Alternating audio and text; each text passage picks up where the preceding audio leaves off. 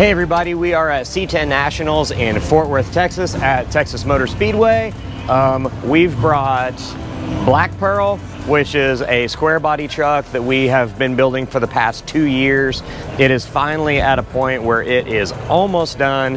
When we get home, we gotta get it ready to go to the upholstery shop, get a tune in it, an alignment, and we're gonna start putting miles on it. So really proud to be showing this truck off to the truck community.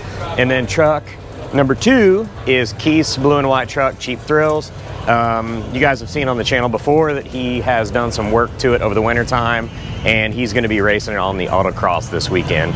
Some of the changes that we made in the last week or two, we did some rear suspension changes. We jumped the anti-squat from like 102% to 158%, lowered the rear roll center. We lowered the instant center, shortened the instant center, and put a set of Yokohama tires on the back that had been heat cycled by Tire Rack. Should be a good improvement. Yeah, I'm excited. So we're gonna see what kind of times he can do. Keith also is more accustomed to a tight autocross.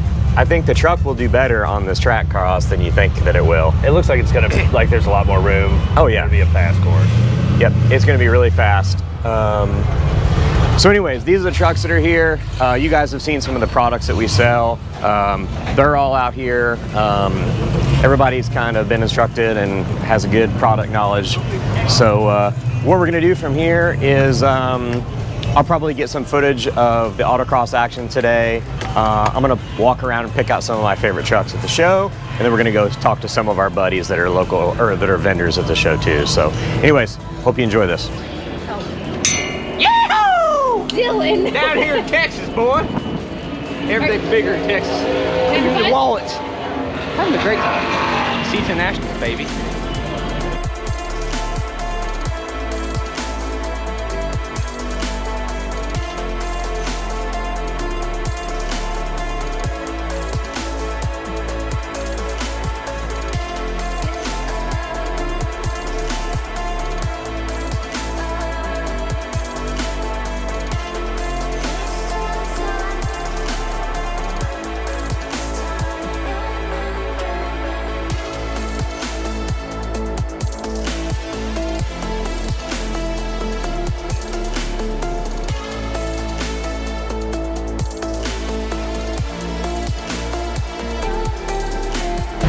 All right, just got back from your first set of, what was it?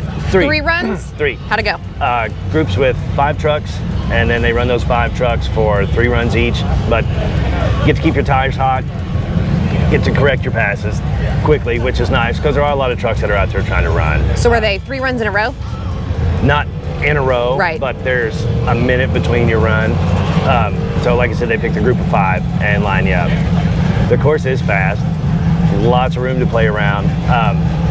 Seems really well organized out there, which is super nice. There's a little bit of a wait to get up there, but once you get, like I said, you get 3 quick laps, and it's fun. The truck was awesome.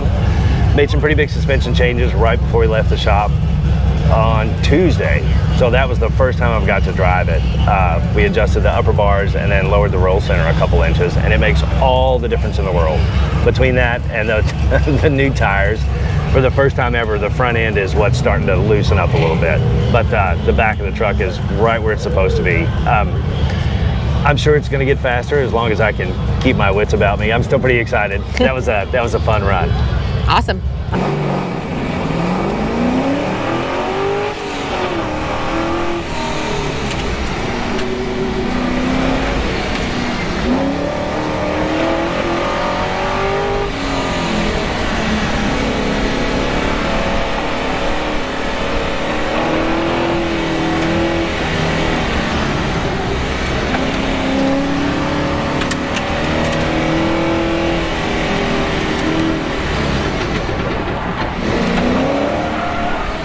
Related or something, because I've seen you. We get that a lot.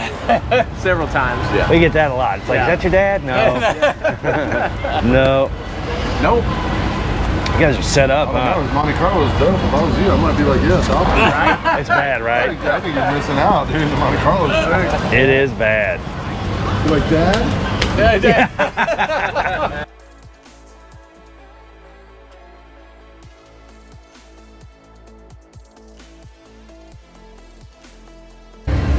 at that.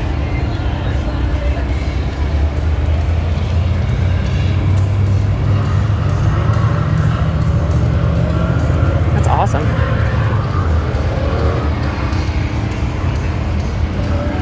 Besides the airbrush, just to get the underside of that hood that smooth, man.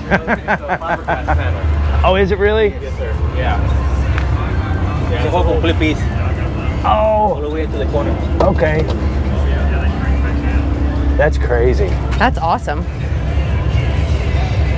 Wow. Thank you.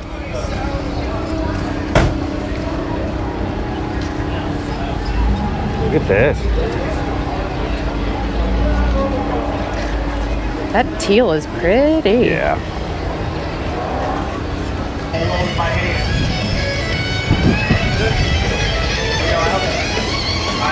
How you doing, man? I'm Keith from Level 7. Is it Taylor?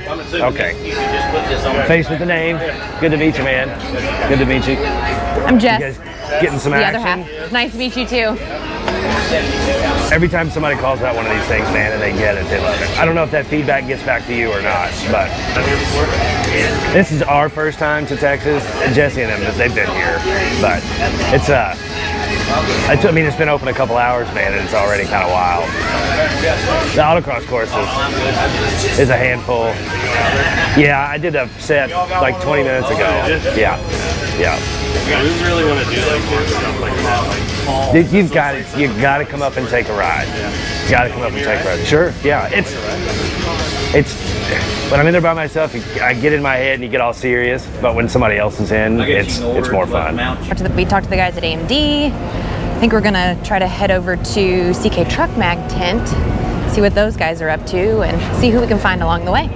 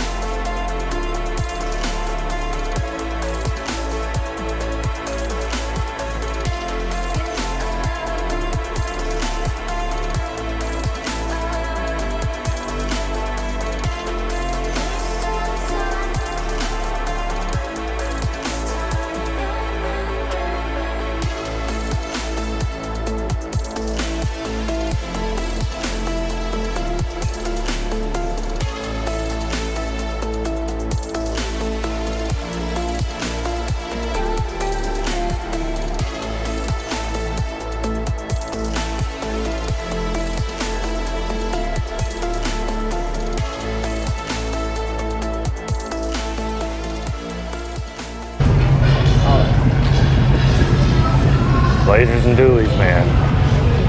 Look at this. So believe it or not, this is how high my truck used to be. This is what it was like when I bought it. Really? Yeah. I mean, it wasn't this nice, but it was this tall. And it's hard to believe that this is the normal ride height for these things. Not almost touching the ground like yours? Yeah.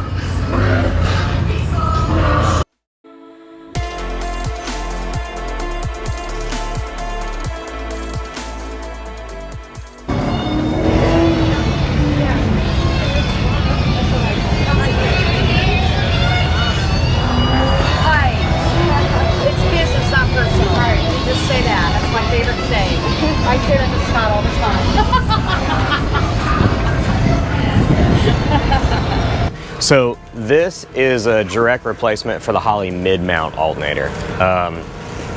There's two problems with the alternators. One is the pulley ratio is incorrect from Holley. They overspin the alternator by like 18%, so that burns them up. And then they have really poor internal grounding, so their alternators are constantly searching for a ground path inside, and that burns them up. So these have the correct pulley to get it slowed down, and then they have a ground lug so you can actually ground the case. So we've had this on my engine that's turned 7,400 RPM for 2 years now and not replaced it. And we were replacing 2 to 3 alternators every race. Yeah. I can't see your face, but I can hear you. What are you doing? I am adjusting the shocks.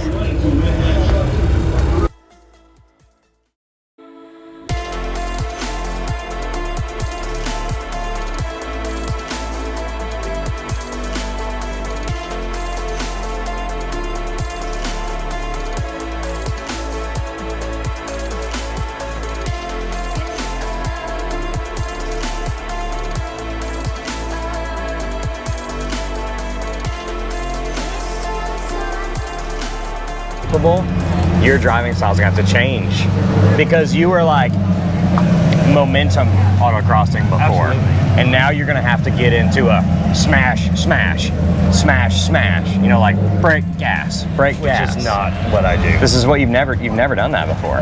You had to use like momentum. To try to keep everything settled. Yeah. That was what was going on in my head anyway. Yeah, Don't disrupt it all. The only problem with changing that driving style is like that's gonna take a bit. Yeah. You have to do a lot of that. Sorry, I saw a Cavalry Blue Tundra. Oh. No, I did a clean 29.7 right out of the gate this morning, and that's all anybody's running. That session there was like 30.5, 2, 1, and then it's over. So I just don't want to not be in the right place. But I really want you to. Yeah, you just need to win your class. That's what I'm working on. Good. So you have confidence in the truck. The truck's there. You just got to get to. It's just not my style of driving. Yeah. And I mean, like I said, I tried because I understand the concept. Hey man, cutting through. It's just a different thought process going into it. The bad part is that it takes a lot more effort to do that kind of driving, I think. Like, I believe that. Throttle, throttle, throttle, throttle, smash, turn, throttle, throttle, throttle. You know, like, Yeah. because your timing of when you get out of your brakes is really important. You know what I mean? Like, obviously, like, when to brake, but like, letting out and getting turned, you know, like, that's super pinpoint, I think. I believe that. Hey everybody, real quick, we want to show you some of the new products that Vintage Air is here displaying this weekend. One that we've been kind of waiting on is the new Gen 5 units, and the Gen 5 units now are also available for the OBS trucks. You guys have seen us previously install the Gen 4 kits in OBS trucks, but they didn't have the direct fit controls yet, or the direct fit bracketry, and luckily they do now. So real quickly, Aaron is our rep. Aaron's gonna kind of talk through some of the changes that were made from Gen 4 and the improvements that are now applied to the Gen 5 units. So one thing we did, first of all, is we now have injected molded cases. We no longer vacuum form the case, so it's a lot more sturdier with the vacuum injected molded case over vacuum formed. It's all OEM stepper motors now. This is actually from the OEM line, so it's made specifically for us. An OEM expansion valve now instead of the previous version we had, and a bigger blower motor. This blower motor moves 20% more air than the current unit we had available. So this one will actually push air about 10 feet away from the vents. So one of the good things about having a larger blower motor is that you guys with more cabin volume, like crew cab trucks or Suburbans, you know, that would be a good benefit for you. And then any of you guys that have plumbed these things at home, remember the expansion valves being on the back side. So both ports are here on top now, so which might make plumbing a little bit easier. Yes. It's very dependable unit. It's also easier to install now. Yep. Yeah, and we may just show you guys a picture of the catalog, but the control unit is also available now for the OBS trucks too, which is pretty neat. But anyways, just want to show you some of the new features and the new boxes.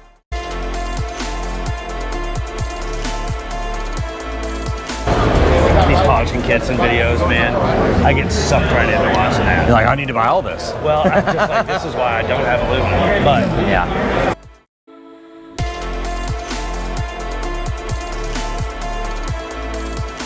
Okay, now we've stopped by the Willwood booth. As you guys know, we use a lot of Willwood products in all of our builds in our shop. Even a lot of sales that happen off of our website are all Willwood brakes. And you've even seen throughout our website, we offer just master cylinders for manual brake applications.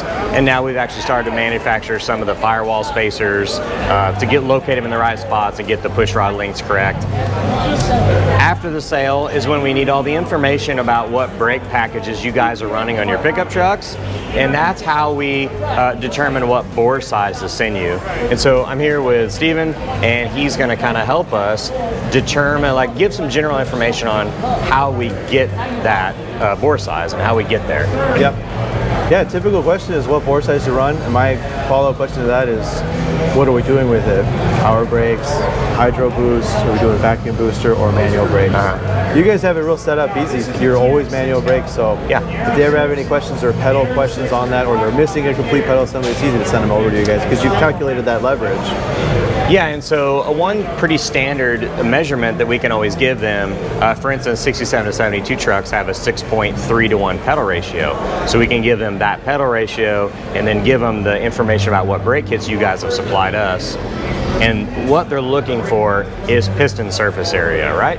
Correct, yeah. Actually, if you hold on one second, I just had to use this example on 2 other customers. Now, obviously, this is 2 piston. That factory caliper is going to be the single piston, but you could see how much of that cavity needs to be filled up with fluid.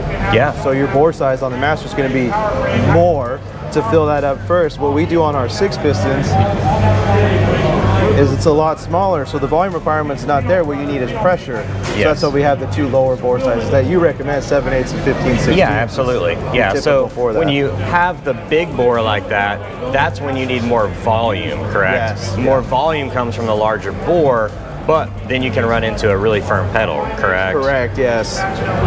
That's what you're fighting against on that.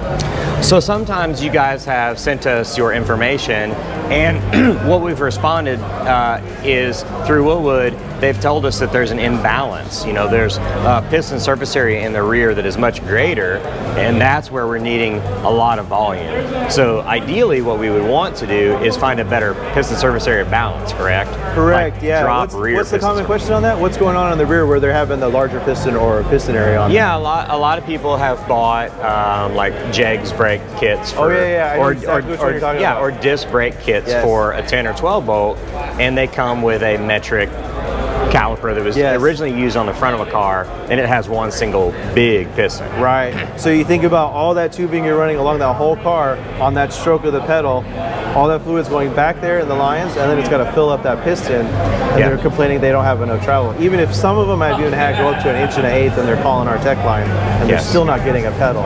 Okay. That's it. It's taking up all of it. Yeah. The other thing we always tell people too is 3/16 hard line, because that'll minimize... Reduce the volume, correct? Right, reduce the volume, but the big thing too is it helps you build pressure.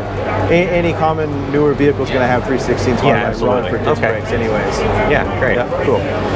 So one thing we've learned here today is how we determine bore size, and one of the common problems is an imbalance of piston surface area. So anyways, thanks for your time. Yeah, no problem, man. Always happy to work with you guys. Yeah, you too. Tons of success with manual brakes nowadays on pickup trucks, and helping people pick the right products. That's the big thing is steering them in the right direction, because everybody hears manual brakes, so it's always a hard pedal. Because you're sticking a 1 inch on there, and it's too much for them. Yeah. But yeah. All right, cool. So what I'm trying to say is don't be scared of manual brakes. They're awesome when set up properly.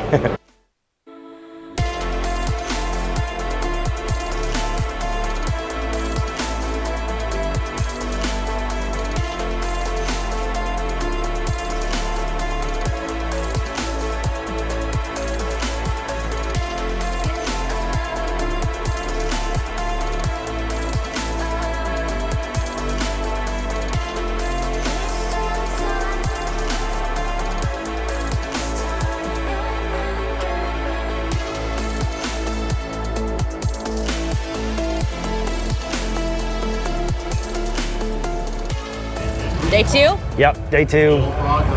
Lots of guys are lined up. I got lined up early, so I got my first 3-lap run out of the way. They just reversed the course for today, which seems like it would be a simple switch, but it is literally just completely opposite.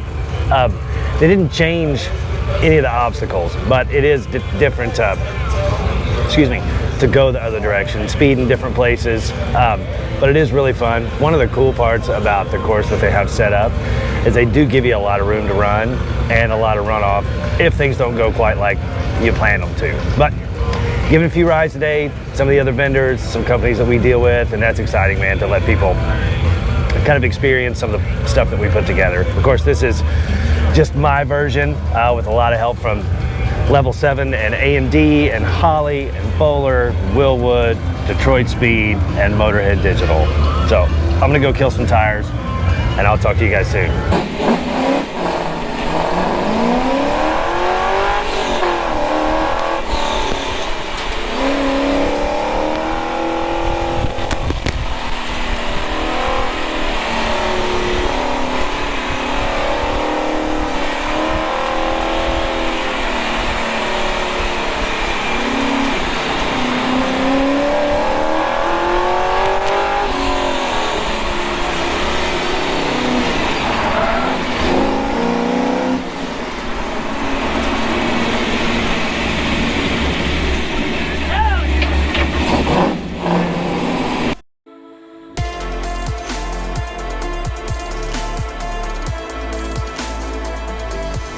All right, everybody, we are back in Illinois, and in true Level 7 YouTube fashion, we didn't shoot an outro at the event. So we are here, gonna do a little bit of a recap.